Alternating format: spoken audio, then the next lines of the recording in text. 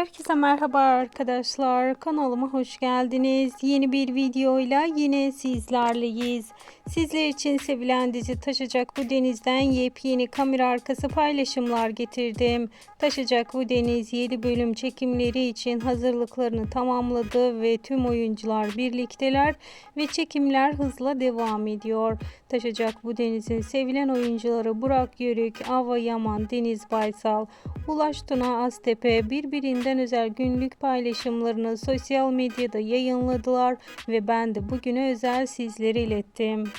Gün içerisinde sizler için spoiler bilgiler de iletmeye devam edeceğim. Bunun için takipte kalmayı, bildirim zilini açık tutmayı unutmayın. Bir sonraki videolarımızda görüşmek üzere. Hoşça kalın.